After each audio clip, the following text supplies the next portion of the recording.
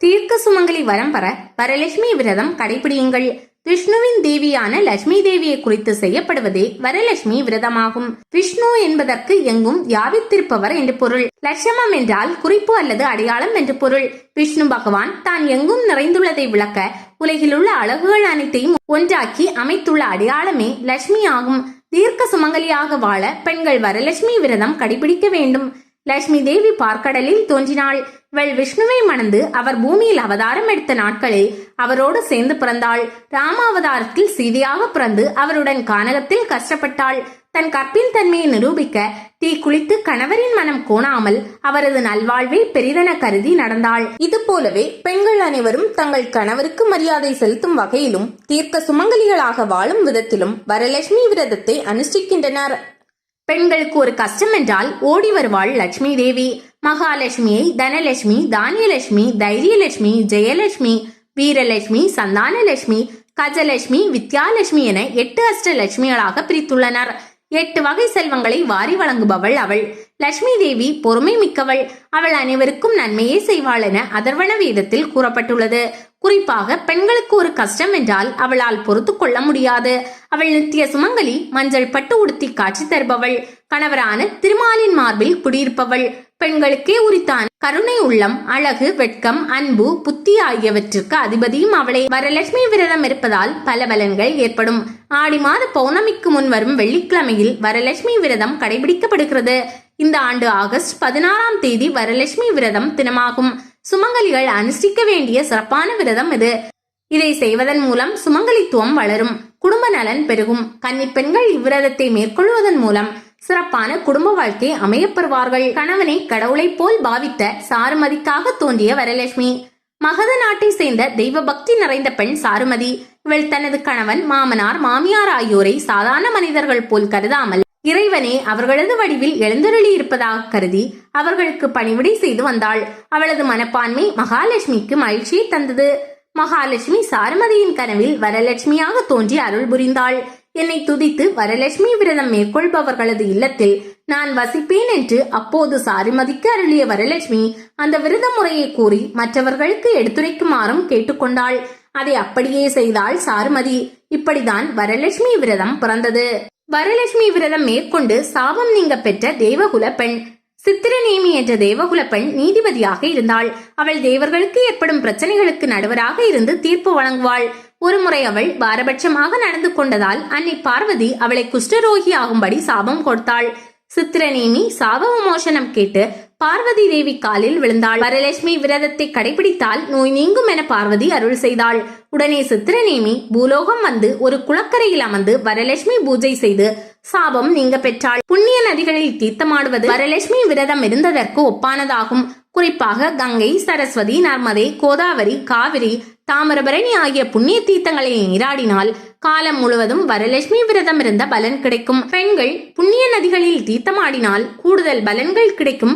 மாமனார் மற்றும் மாமியாருக்கு பணிவிடை செய்யும் மருமகள்களுக்கும் வரலட்சுமி விரதம் அனுஷ்டித்த பலன் கிடைக்கும். பூஜையை இவ்வாறு செய்யுங்கள், லட்சுமியின் அருள் கிடைப்பது நிச்சயம். வரலட்சுமி விரத பூஜையை காலை அல்லது மாலையில் உங்கள் வசதிக்கேற்ப செய்யலாம். பணியில் இருப்பவர்களுக்கு மாலை நேரத்தில் விரத பூஜை செய்வதுதான் வசதியாக இருக்கும். விரத பூஜைக்கு தேவையான எல்லா பொருட்களையும் தயார் நிலையில் எடுத்து வைத்துக் கொண்ட பிறகு முதலில் விநாயகர் பூஜையை நடத்த வேண்டும். அதன் பிறகு வரலட்சுமி பூஜை செய்ய வேண்டும். ஒரு தாம்பாளத்தில் அரிசி பரப்பி அதன் மேல் கலசம் வைத்து பழம், வெற்றிலை பாக்கு வைக்க வேண்டும். பொங்கல், பாயாசம், அப்பம், வடை, கொழுக்கட்டை, லட்டு, தயிர், பசும்பால், நெய், தேன், கற்கண்டு ஆகிய நிவேதன பொருட்களை கலசம் முன் வைக்க வேண்டும். ஆரஞ்சு, மாதுளை, விளாம்பழம், மாம்பழம், திராட்சை ஆகிய பழ வகைகளையும் நிவேதனத்துக்காக வைக்கலாம். அதன் பிறகு வாசலில் உள்நிலைப்படி அருகே நின்று வெளியில் நோக்கி கற்பூர ஆரத்தி காட்டி மகாலட்சுமியை வீட்டிற்குள் வருமாறு அழைக்க வேண்டும்.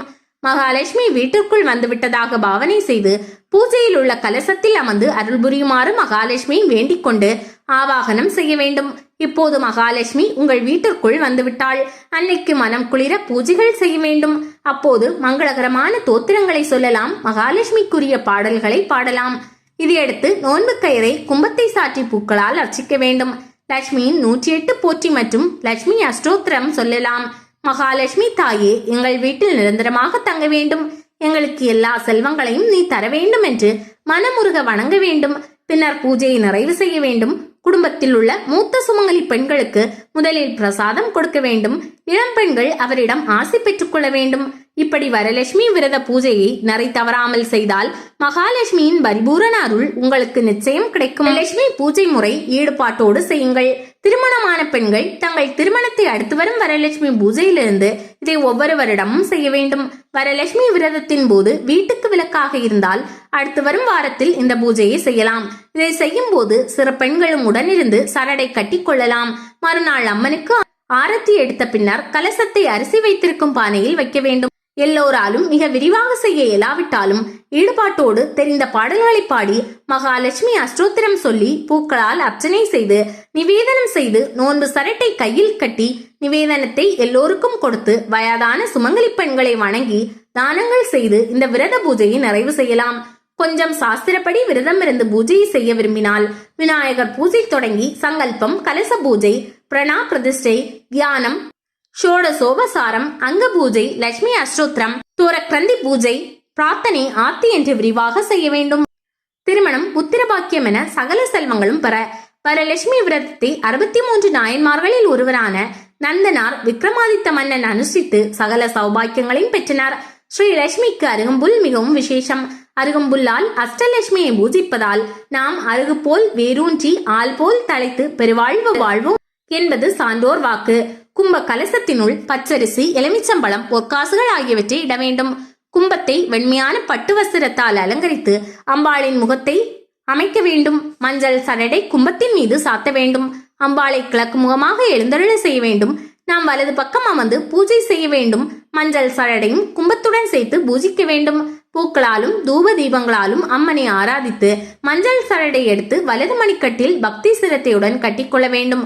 உற்றார் உறவினர்களுக்கு நிவேதனங்கள் கொடுத்த பிறகுதான் நாம் நிவேதனம் உண்ண வேண்டும். அன்று முழுவதும் பக்தி சிந்தனையுடன் அஷ்டலட்சுமி தோத்திரங்களை சொல்லிக் கொண்டே இருக்க வேண்டும். இரவில் கலசத்தை அரிசி பாத்திரத்திற்குள் வைப்பது விசேஷம்.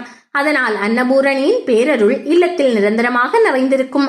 அட்சயமாக இருப்பவள் அம்பாள். கலசத்தில் வைத்து பூஜிக்கப்பட்ட தேங்காயை அதற்கடுத்த வெள்ளிக்கிழமை உடைத்து பாயாசம் செய்யலாம். இவ்விரதத்தை கடைபிடிப்பதால் கர்ம நோய்கள் நீங்கும், நல்ல ஆரோக்கியம் ஏற்படும், திருமணம் நடைபெறும், புத்திர பாக்கியம் உண்டாகும். வரலட்சுமி விரத மகிமையால் நாம் சகல சௌபாக்கியங்களையும் பெற்று செல்வ செழிப்புடன் வாழலாம். ஆண் குழந்தை கொடுக்க நினைத்த லட்சுமி அவமானப்படுத்திய கரசந்திரிகா. பத்ரசிவன் என்ற மன்னன் சிறந்த விஷ்ணு பக்தன். அவன் மனைவி கரசந்திரிகா. இவர்களது ஒரே மகள் சியாமபாலா.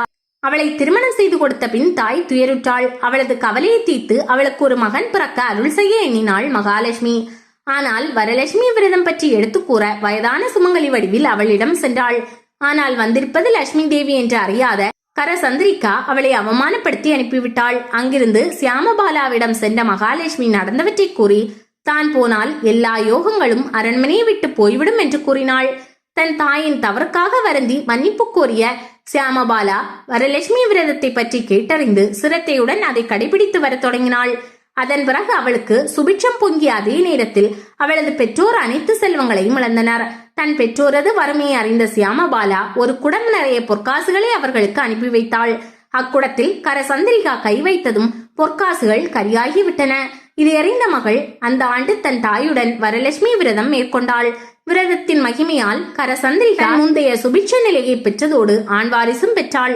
வரலட்சுமி விரதம் இருக்கும் பெண்கள் அஷ்ட போக பாக்கியங்களை பெறுவார்கள் என்பதை இவரலாறு எடுத்துரைக்கிறது.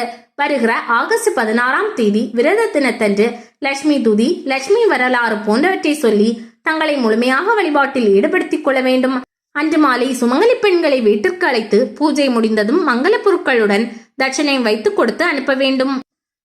அஷ்டபோகங்கள் அருளும் வரலட்சுமி பூஜை வழிமுறைகள்.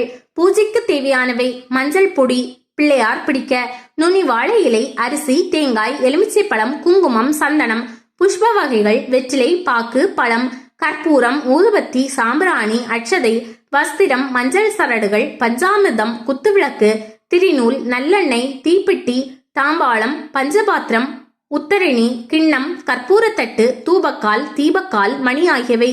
சாமிக்கு நிவேதன பொருட்கள்: பொங்கல், பாயாசம், அப்பம், வடை, கொழுக்கட்டை, லட்டு, தயிர், பசும்பால், நெய், தேன், கற்கண்டு, ஆரஞ்சு, மாதுளை, விளாம்பழம், மாம்பழம், வாழை, திராட்சை. பூஜைக்கான முன்னேற்பாடுகள்: வீட்டின் கிழக்கு திசையில் ஈசானிய மூலையில் பூஜைக்கான இடத்தை அமைத்து நன்றாக மொழுகி கோலமிட்டு மண்டபம் அமைத்து அலங்கரிக்கவும். மண்டபத்தின் கீழ் நுனிவாழை இலையில் நெல்லை பரப்பி அதன் மீது ஒரு தட்டில் அரிசியை வைக்க வேண்டும். அதன் மேல் கலச கும்பத்தை வைக்க வேண்டும். அரிசி, தங்கம், வெள்ளி, ரத்தினம் ஆகியவற்றை கும்பத்தில் நிரப்பவும். தீர்த்தத்தையும் நிரப்பலாம். மேலே மாவிலை கொத்தும் தேங்காயும் வைத்து அலங்கரித்து புதிய வஸ்திரம் சாற்றி வெள்ளியால் செய்யப்பட்ட 4 கரங்கள் கொண்ட மகாலட்சுமியின் பிரதமை பிம்பத்தை, அதாவது முகபிம்பத்தையும் வைக்கலாம். மேலே வைத்து பூக்கள் சூட்டி அலங்கரிக்கவும். பூஜையின் முடிவில் மஞ்சள் சரடை கையில் கட்டிக்கொள்ள வேண்டும். மஞ்சள் கயிறு மங்களத்தின் அறிகுறி. அஷ்டலட்சுமிகளுடன் வரலட்சுமியும் சேர்த்து 9 லட்சுமிகள் என்று சாஸ்திரம் சொல்கிறது. எனவே 9 நூல் இலைகளால் ஆன 9 முடிச்சுக்கள் போடப்பட்ட நோன்பு கயிறை பூஜையில் வைக்க வேண்டும். விரதம் மேற்கொள்ளும் அன்று ராகு காலத்துக்கு முன் மாலை வேளையிலும் செய்யலாம். ஒரு தாம்பாளத்தில் அரிசி பரப்பி அதன் மேல் கலசம் வைத்து பழம், வெற்றிலைப்பாக்கு நிவேதனம் வைத்து வாசலின் உள்நிலைப்படி அருகே நின்று கற்பூரம் காட்டி ஆரத்தி எடுத்து மகாலட்சுமி தாயை வீட்டிற்கு அழைத்து வருவதாக பாவனை செய்து பயபக்தியுடன் அழைத்து வந்து அலங்கரிக்கப்பட்ட மண்டபத்தில் உள்ள கலசத்தில் வைத்திருக்கும் மகாலட்சுமி பிரதமை பிம்பத்திலிருந்து விரத பூஜையை ஏற்று அருள் புரியுமாறு மகாலட்சுமியை வேண்டிக் கொண்டு ஆவாகனம் செய்ய வேண்டும். மேற்கொள்ளப்படும் விரத பூஜை எந்தவித இடையூறுகளும் இல்லாமல் நன்கு நடைபெற வேண்டும் என்பதற்காக விக்னகங்களை களையும் விநாயகரை பூஜித்து பிறகு வரலட்சுமி பூஜையை தொடங்க வேண்டும். எங்கள் வீட்டில் எழுந்தருளி இருக்கும் வரலட்சுமி தாயே, எங்கள் இல்லத்தில் நிரந்தரமாக குடியேறி எல்லா ஐஸ்வர்யங்களும் அருள்வாயே என்று போற்றி மனமுருக பாடல் பாடி வேண்டினால் வரலட்சுமியின் அருள் நமது இல்லங்களில் நீடித்திருக்கும். பூஜையை இவ்வாறு செய்யுங்கள். அன்னையின் அருளை பெறுங்கள். வரலட்சுமி விரதம் இருக்க வீடு அல்லது கோவில்களில் தென்கிழக்கு மூலையில் ஒரு சிறு மண்டபம் எழுப்ப வேண்டும். அதில் சந்தனத்தால் செய்யப்பட்ட வரலட்சுமியின் முகத்தை வைக்க வேண்டும். வசதி மிக்கவர்கள் வெள்ளி சிலை வைக்கலாம். சிலையை தாழம்பூவால் அலங்கரித்து அதை ஒரு பலகையில் வைக்க வேண்டும். சிலை முன் வாழை இலை போட்டு அதில் ஒரு படி பச்சரிசியை பரப்ப வேண்டும். அரிசியின் மீது தேங்காய், மாவிலை, எலுமிச்சை, பொன், பழங்கள் ஆகியவற்றை வைத்து சிலைக்கு மஞ்சள் ஆடை அணிவிக்க வேண்டும். ஒரு கும்பத்தை எடுத்து அதில் புனித நீர் நிறைத்து சந்தனம், குங்குமம் வைத்து மாவிலையுடன் தேங்காய் வைத்து அரிசியின் நடுவில் வைக்க வேண்டும். பின் 5 வகையான ஆரத்தி தட்டுக்களால் பூஜை செய்ய வேண்டும். கும்ப பூஜை முடிந்த பிறகு கணேச பூஜை செய்ய வேண்டும். அஷ்டலட்சுமிகளுக்கும் விருப்பமான அருகம்புல்லை சிலையின் மீது தூவி பூஜை செய்வது நல்லது. பூஜையின் போது அஷ்டலட்சுமி ஸ்தோத்திரம், கனகதாரா ஸ்தோத்திரம், மகாலட்சுமி ஸ்தோத்திரம் ஆகியவற்றை படிக்கலாம். வீட்டிற்கு வந்திருக்கும் பெண்களுக்கு தேங்காய், மஞ்சள் கயிறு, குங்குமம் கொடுக்க வேண்டும். நைவேத்தியமாக கொழுக்கட்டை படைக்கலாம். பின் கலசத்தை அரிசி பானையில் வைத்துவிட வேண்டும். இதனால் அன்னபூரணியின் அருள் கிடைக்கும் என்பது நம்பிக்கை. சந்தனத்தில் செய்யப்பட்ட லட்சுமி வடிவங்களை மறுநாள் நீர்நிலையில் கரைத்து விட வேண்டும். இந்த விரதம் இருப்பதால் மாங்கல்ய பாக்கியம் நிலைக்கும், செல்வ வளம் சேரும், மங்கள வாழ்க்கை அமையும். கன்னி பெண்களுக்கு திருமணம் நிச்சயமாகும். சுமங்கலி பெண்கள் இந்த விரதத்தின் போது தாலி கயிற்றை வைத்து பூஜை செய்து அதனை அணிந்து கொள்வார்கள். இதனால் அவர்கள் தீர்க்க சுமங்கலியாக இருப்பார்கள். இந்த வரலட்சுமி விரதத்தை கடைபிடிக்கும் குடும்பத்தில் உள்ள குழந்தைகளுக்கு உயர்ந்த ஞானம் உண்டாகும். சுமங்கலி பெண்களுக்கு மங்கள வாழ்க்கை அமையும். மாங்கல்ய பாக்கியம் நிலைத்து நீடிக்கும். குடும்பத்திற்கு 8 வித செல்வங்கள் கிடைக்கும். இந்த விரதம் இருப்பவர்களுக்கு விரும்பிய நலன்கள் எல்லாம் கிடைக்கும்.